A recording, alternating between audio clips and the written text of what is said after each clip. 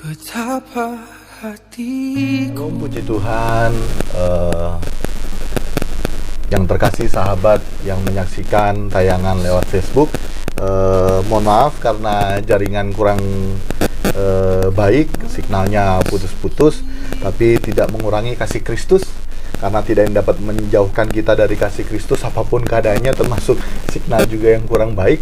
Tapi kerinduan kami, rindu menjadi berkat, menyalurkan berkat. Emas dan perak tidak ada pada kami, tapi kerinduan kami ingin menjadi berkat, ingin mari sama-sama mengajak sahabat semuanya untuk kita menyembah Tuhan, memuji Tuhan, mengagungkan Tuhan, memiliki hubungan yang harmonis dengan Tuhan apapun keadaan kita. Mungkin kita dalam pergumulan, dalam sakit penyakit, kekurangan, dalam perekonomian juga yang lagi sekarat, ataupun kanker, kantong kering, itu tidak dapat memisahkan kita semua dari kasih Kristus. Nah, untuk itu setelah tadi kita menyembah Tuhan, nanti ini saya posting dalam bentuk bukan live streaming karena sedikit ada kendala, dan mungkin kedepannya juga mungkin kami akan pikirkan lagi untuk tayangan ini tidak kami tayangkan lewat live, melainkan siaran yang sudah direkam sebelumnya lewat video, tapi tidak mengurangi esensi kita memuji menyembah Tuhan ataupun kebenaran firman Tuhan, tidak mengurangi. Haleluya.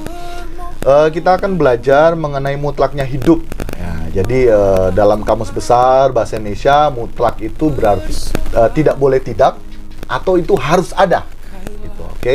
Jadi mutlak itu tidak boleh tidak, harus ada. Nah, keharusan hidup orang percaya berbeda dengan keharusan hidup dunia. Keharusan hidup orang percaya yakni satu dan cuma satu, berkenan di hadapan Allah dengan melakukan seluruh kehendak Tuhan. Tidak ada yang lain, cuma satu. Jadi kalau kita mengaku orang percaya, kita mengaku orang Kristen, pengikut Kristus, bukan hanya sekedar beragama Kristen, tapi harus benar-benar kita mau fokus pada satu hal. Tidak boleh tidak, artinya harus. Apa yang harus? Berkenan di hadapan Allah. Tidak ada agenda lain, tidak ada agenda pribadi lainnya. Karena jika kita masih mengupayakan hal-hal yang bersifat dunia terwujud, dan dengan demikian bersifat membahagiakan hidup kita. Jadi kalau misalnya kita mengupayakan hal-hal yang bersifat dunia terwujud,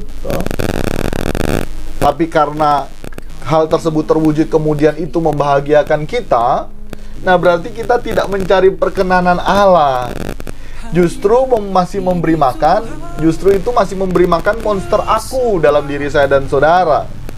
Sedangkan hidup kita saat ini bukanlah milik kita lagi, melainkan milik Yesus sepenuhnya, karena telah lunas dibayar. Lunas dibayar, tidak dicicil tapi lunas dibayar cash oleh pengorbanan Yesus di kayu salib. Berarti tidak ada yang mutlak atau tidak ada yang menjadi keharusan dalam dunia ini selain berusaha berkenan di hadapan Allah.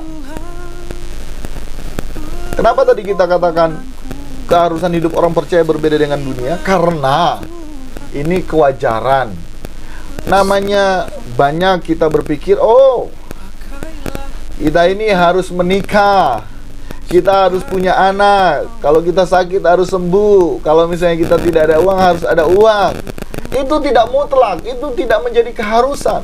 Baik belum menikah, baik belum punya anak, ataupun sedang sakit, jangan jadikan pernikahan suatu keharusan. Jangan menjadikan keturunan suatu keharusan.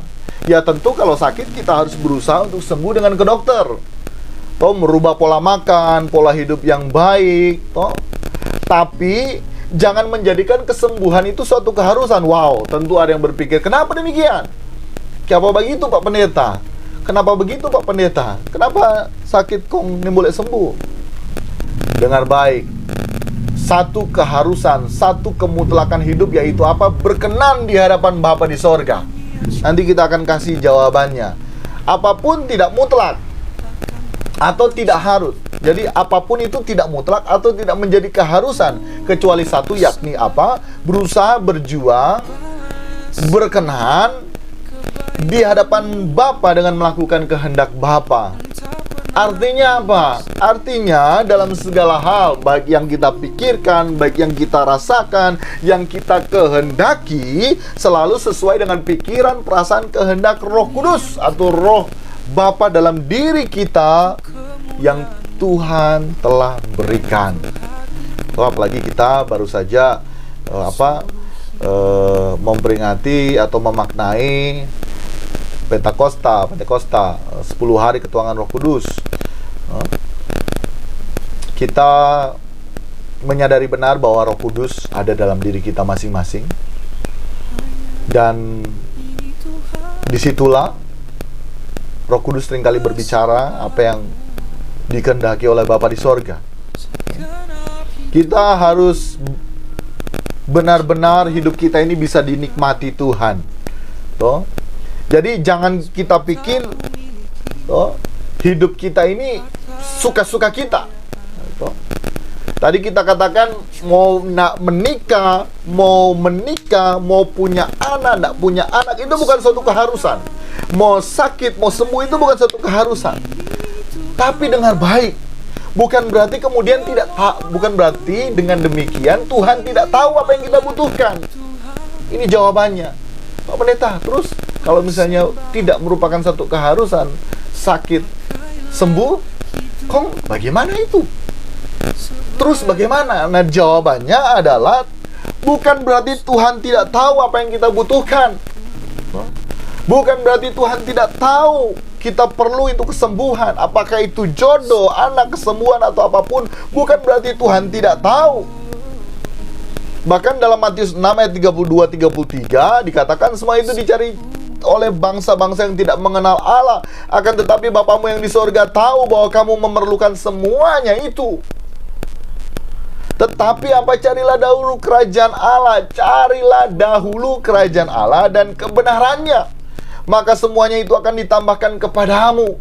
Seperti halnya saat ini kita mendengarkan kebenarannya, kita boleh beribadah, kita mencari kerajaannya, damai sejahtera dilimpahkan di saat kita dalam hadirat Tuhan. Haleluya. Tuhan tahu, tapi itu bukanlah menjadi satu keharusan.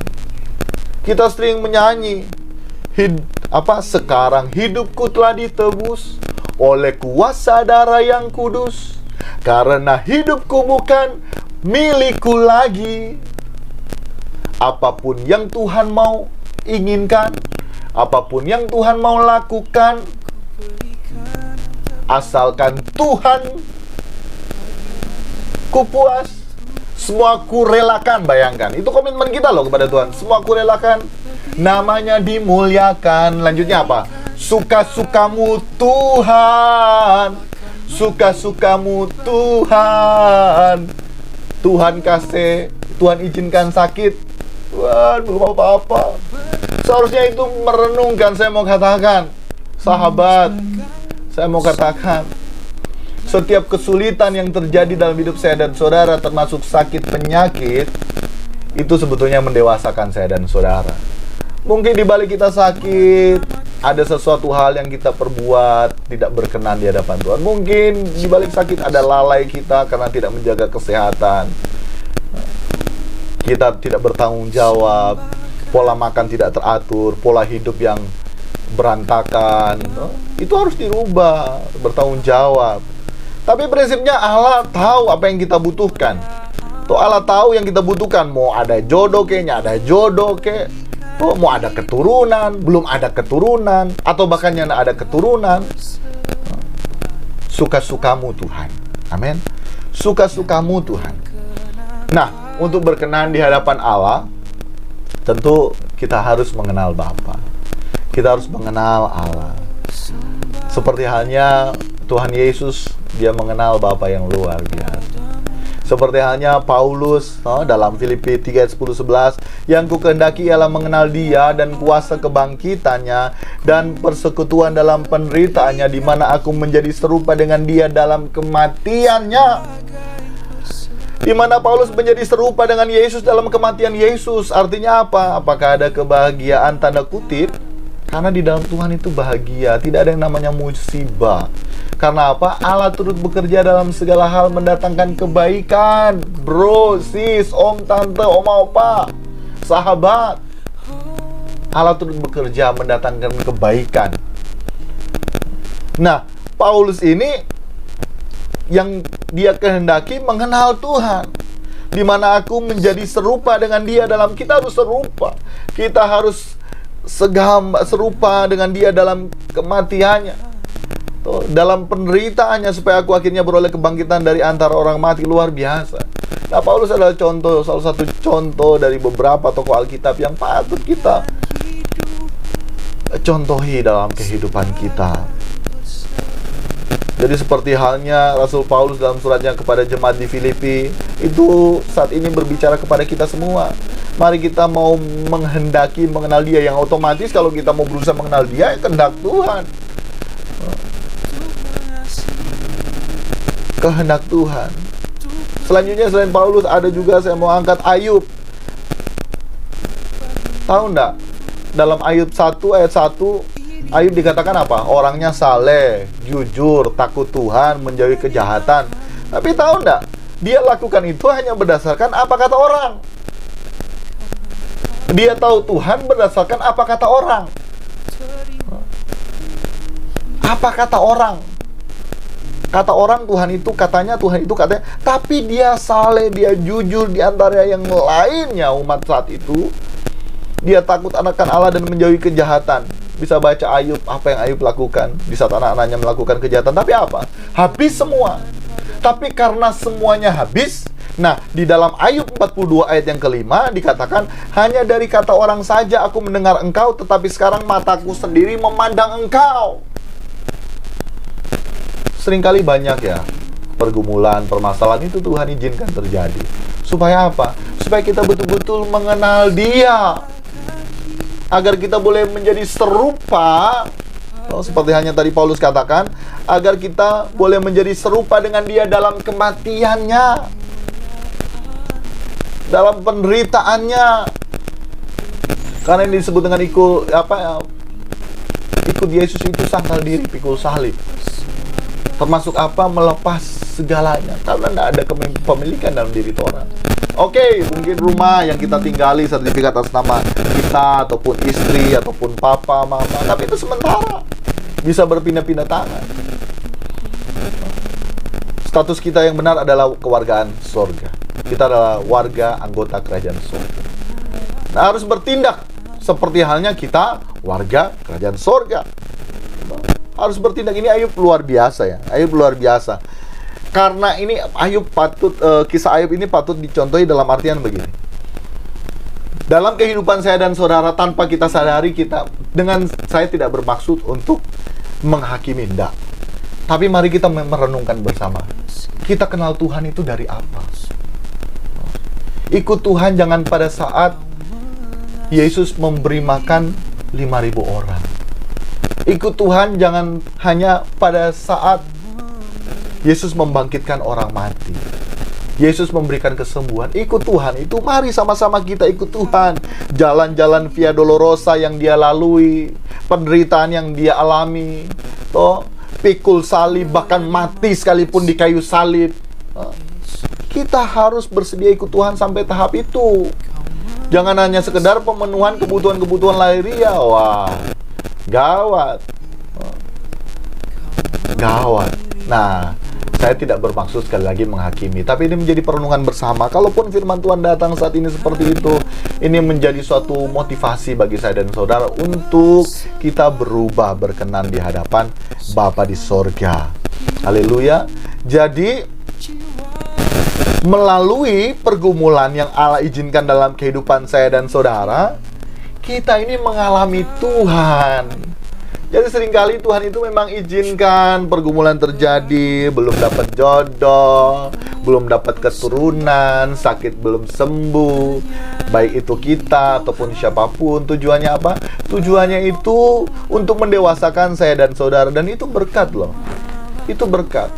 Kalau mau saksikan saya pribadi dan keluarga, begitu banyak berkat-berkat yang Tuhan berikan. Berkat kami harus melepaskan ini, berkat kami harus sakit, berkat kami harus merelakan ini, itu berkat. Berkat kami harus mengalami ini dan itu. Nanti mungkin ada satu waktu kami akan saksikan betapa berkatnya luar biasa. Tapi saya katakan, konsep berkat itu yang harus dirubah. Berkat adalah segala sesuatu yang terjadi dalam hidup saya dan saudara yang membuat kita semakin dekat dengan Tuhan, yang mendewasakan saya dan saudara. Jadi kalau misalnya termasuk uang yang kita terima, tapi kalau membuat kita jadi jauh dari Tuhan, itu bukan berkat. Sekarang yang menjadi pertanyaan, kalau terlepas daripada berkat, berarti yang kita terima adalah kutuk. Kita ini punya doi sisa, saya punya uang sisa 10.000. Waktu itu anak istri saya butuh makan. Saya ke pasar dengan penuh iman melangkah, kemudian saya melihat ada pertarungan ayam. Wah, bagus ini untuk ikut judi. Tuhan siapa tahu menyertai dan saya akan mendapatkan uang di situ, menang. Kemudian dia pakai alasan, oh Tuhan, kalau Tuhan berkenan aku akan pasang ayam ini. Tiba-tiba ayam ini menang. Apakah itu berkat? Oh, terus bersaksi ke sana sini. Oh, puji Tuhan, Tuhan tolong kita doi. Tuhan tolong saya, uang sisa 10.000. Tapi waktu itu saya tanya Tuhan, kemudian saya harus pasang ayam-ayam ini menang. Oh, kemudian saya bisa memberi makan anak istri saya dengan uang kemenangan ayam tadi. Wow. Apakah itu berkat? Atau kutuk? Nah, integritas kita justru itu. Sahabatku, saya tidak dalam posisi menghakimi, tapi mari kita merenungkan bersama. Apakah itu berkat? Tentu bukan. Karena apa? Kalau misalnya itu berkat, karena apa? Karena fokus hidup kita masih dunia ini, masih dunia yang saat ini. Karena kemutlakan hidup saya dan saudara masih menurut standar wajar hidup manusia saat ini. Pokoknya hidup manusia harus makan, minum, dan lain sebagainya. Harus beristri, bersuami, memiliki anak, keluarga bahagia, selesai. Hidup dalam sehat. Semua itu bisa tercapai. Cari dahulu kerajaan Allah. Kita berusaha terus introspeksi diri. Kita berusaha untuk mengenal Tuhan. Kita berusaha untuk mengenal Dia. Dan perlahan-lahan kita berusaha untuk mengenal Dia. Jadi pengenalan akan Allah dibangun dari waktu kita berkomunikasi dengan Tuhan. Termasuk saat ini yang kita lakukan. Nah, apa yang kita lakukan saat ini, walaupun tadi sempat terputus 2 kali, kami coba masuk lagi, wah susah. Akhirnya kami berinisiatif, oke, kita buat offline saja untuk perenungan firman. Nanti kita masukkan di dalam akun Mana Ministry dan di YouTube dan akun YouTube Mana Ministry. Jangan lupa like, subscribe, subscribe akun YouTube Mana Ministry. Karena kami nanti akan lebih banyak upload di situ. Bukan untuk kepentingan kami, emas dan perak tidak ada pada kami, tapi apa yang ada pada kami, kami rindu bagikan kepada saudara-saudara, sahabat terkasih. Jadi setiap peristiwa yang terjadi dalam kehidupan kita, baik buruknya, itu membuat kita mengenal Tuhan. Seperti halnya yang kita lakukan saat ini, kita semakin berusaha belajar mengenal Tuhan. Karena semakin besar peristiwa, semakin besar pengenalan kita akan Allah. Itu penting. Semakin besar peristiwa, semakin besar pengenalan kita akan Allah. Dan namanya kalau kita ini mau dibentuk sebagai bejana hatinya Tuhan, jangan bergerak, jangan memaksakan diri. Karena kita tidak akan menjadi bejana yang indah. Namanya bejana itu ya siap di sini, akhirnya jadi bejana yang indah. Akhirnya jadi seperti halnya pot ini, loh. Nah, pot ini kalau misalnya bergerak, nggak mungkin jadi seperti ini. Tapi karena dia mati, nah apa bedanya kita dengan pot ini? Ya tentu kita beda lah, kita manusia. Tapi persamaannya apa? Kalau kita mau dibentuk Tuhan agar bisa diisi bejana hati, artinya kita bisa diisi suara Tuhan, bisa diisi apa yang Tuhan kehendaki. Kalau misalnya pot ini yang begitu indah bisa diisi dengan bunga yang begitu indah jadi lebih cantik, tentu tanah liat ini harus diam, bersedia diproses. Nah, kita manusia persamaannya, kalau Tuhan mau proses, diam. Jangan terlalu banyak mengeluh, karena semakin besar proses Tuhan, semakin besar pengenalan kita akan Tuhan. Jadi pengenalan kita harus beranjak lebih dewasa lagi di dalam Tuhan. Amin. Waktunya tidak lama lagi. Mau tua, mau muda, mau kaya, mau miskin, kalau Tuhan panggil, tak selesai semua. Justru itu berjaga-jagalah. Amin. Dan juga dengar baik, setiap peristiwa yang membuat kita mengenal Tuhan lebih dalam, itu semuanya berujung-ujung menceritakan kasih Allah. Baru-baru kami mendapatkan kesaksian yang luar biasa. Kami kehilangan, kami melepaskan sesuatu kepemilikan kami, tapi ujung-ujungnya di saat kami melepaskan itu, kami bisa melayani satu keluarga. Apa yang kami bisa bagikan kalau misalnya tidak ada peristiwa yang terjadi dalam diri kami? Seperti halnya kita menjual satu produk, kalau kita tidak memberikan testimoni, tidak memberikan tester, artinya tidak memberikan tes, bagaimana orang itu percaya? Nah, tentu puji Tuhan karena ternyata kami harus melepas kepemilikan kami akan sesuatu hal, tujuannya untuk menguatkan. Luar biasa ini Tuhan, luar biasa Tuhan. Karena begitu mengasihi anak A, akhirnya anak B harus melepaskan ini, tujuannya untuk menguatkan anak A. Begitu juga terus, anak A ternyata dipakai Tuhan untuk ini dan lain sebagainya. Ini kita semua terkoneksi, dan Tuhan itu luar biasa yang boleh mengatur semua. Amin, kebenaran firman Tuhan. Haleluya. Kita angkat pujian. Lebih dari segalanya, dalam segala perkara, selalu melakukan kehendak Bapa. Dari waktu ke waktu, dimanapun berada, selalu menyenangkan hatimu Bapa. Dengan tekun berlomba, memandang anak domba, mengambil bagian dalam kekudusan. Tekadku mengenakan serupa Yesus Tuhan, sesuai rancanganmu yang semula, menyenangkanmu, menyenangkanmu, amin. Dimanapun dan kapanpun, dalam segala perkara, menyenangkanmu, menyenangkanmu, sejak di bumi sampai selamanya. Haleluya Tuhan. Terimalah berkat Tuhan. Bapa di sorga, aku menyerahkan sahabat-sahabatku, saudara-saudaraku, orang tuaku yang menyaksikan tayangan ini. Aku menyerahkan mereka semua ke dalam tangan-Mu. Ada banyak pergumulan, ada banyak masalah hidup mereka. Engkau tolong, Engkau campur tangan.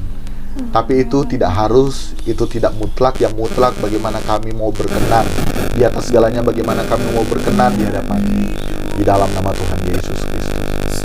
Terima kasih, terima kasih. Terimalah berkat Tuhan, berkat selalu menyertai kita dimanapun kita berada. Haleluya, haleluya. Amin, amin. Puji nama Tuhan. Sampai jumpa di waktu yang akan datang. Kiranya melalui persekutuan kita dengan Tuhan, ibadah online ini menjadi berkat bagi kita semua. Haleluya, amin. Puji nama Tuhan.